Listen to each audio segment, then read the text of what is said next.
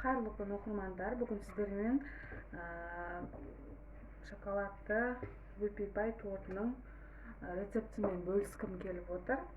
Ол үчүн бизге кереги 4 дана жумуртка және 200 грамм кумшекер, 100 грамм шоколад және 100 грамм сары май косасыздар. Сонымен катар 10 мына сухой сместерди, яғни оның ішіне кіреді 200 грамм ұн, 20 грамм какао, 15 грамм разрыхлитель. Осыларды бірге араластырып аламыз, сухой сместерді.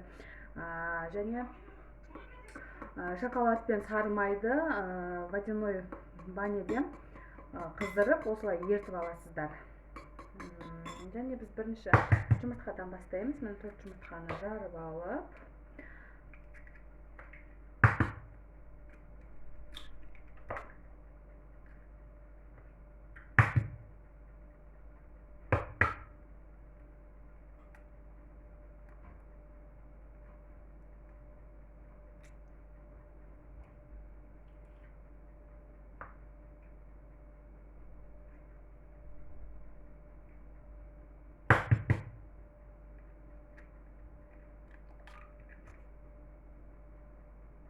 егер кішкентай болса 5-ге қоссаңыздар болады.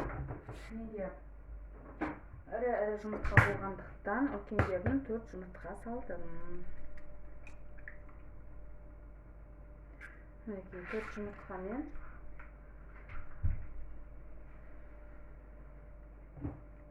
жұмыртқамен мына шекерімізді араластырамыз. Осылай салып, миксерді жай скоростан қаттыға көтеретін боласыздар.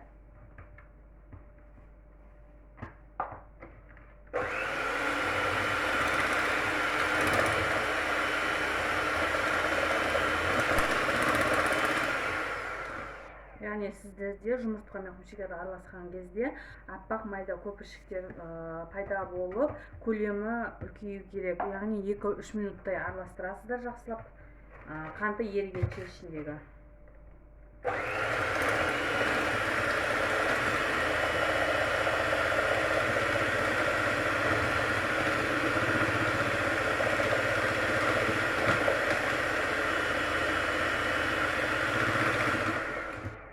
Және осының үстіне еріп тұрған шоколадымыз бен сары майымызды аздап араластырамыз.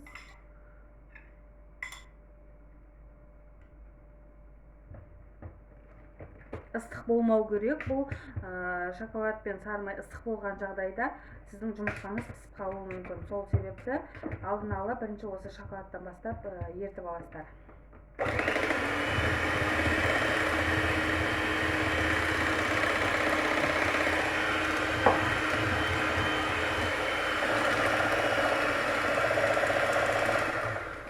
Мінекей бізде осылай шықты. Қалғандарын құямыз. Және де сухой смесімізді аз-аздан қасықтап сала отырып араластырамыз. Себебі көп салсаңыз, мына жерде ұндар шашырап, өзіңізге кедергі жасайды.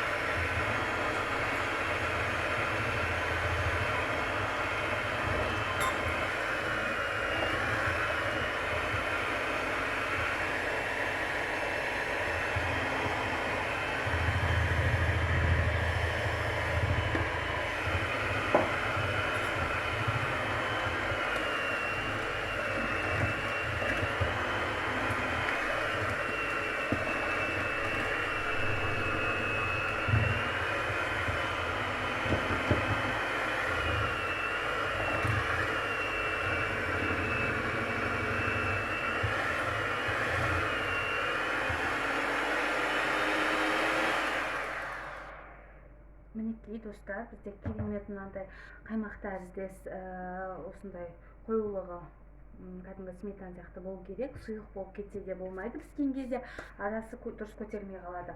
Ал қою болып кеткен жағдайда ол кезде де мүлдем дәмсіз болады. Сол себепті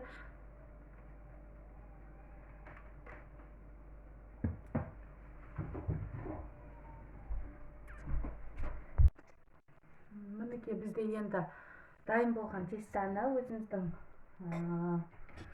жаңағы қажетті диаметріміз бойынша мен 18 сантиметрді таңдадым. Мұны кольцодан 18-ге қойып алып, мынадай пергаментный бумагаға, енді дәл қазір менде пергаментный бумага болмағандықтан фольгаға істеймін. Негізі өздеріңізге сіздер Пакнардың пергаментный бумага, ақ түсті пергаментный бумагасы негізінен соның сапасы жақсы, алған кезде өздеріңізге жабыспайды. Үнемі мен тек соны қолданамын негізі. Әсіресе молочный девочка жасаған кезде ол өздеріңізге пайдаланғанға өте ыңғайлы. Мына қазірше пергаментный бумага болмағандықтан фольгаға істейміз. 18 диаметрге примерно өздеріңіз 4 қасық салса, 4 ас қасық яғни.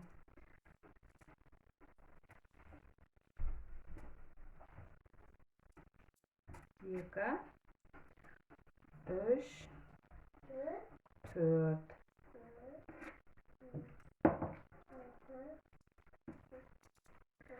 Яғни мен бұл тестадан 4 коржик жасайтын боламын.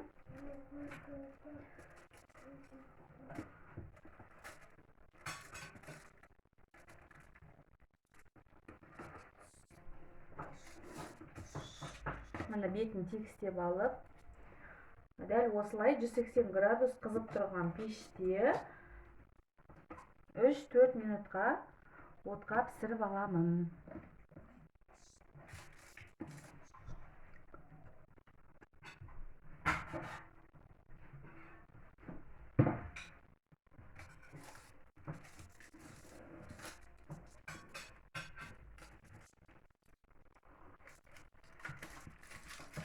Менің табам үлкендеу болғандықтан бұған негізі екеу істесем де болады.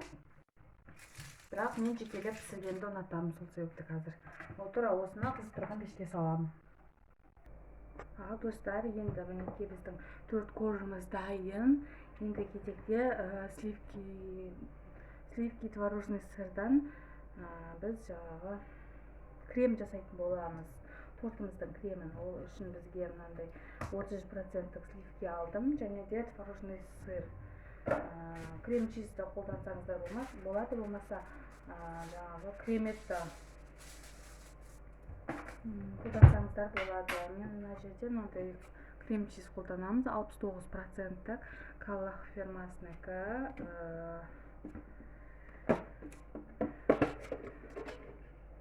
Мына жерде электронный таразыға ыдысымызға мына жерде мен құмшекер салып қойдым. Уже негізі құмшекердің орнына жаңағы сағында пудра қолдансаңыздар да болады. Егер шекер қосқан жағдайда оны ұзақ араластыруға тура келеді, себебі какао ерем дегенше жаңағы ірі болып қалмау керек. Мен бұл жерде 200 грамм шекер қостым. Таразымыздың үстіне қойып, енді 300 грамм сливкимізді құямыз.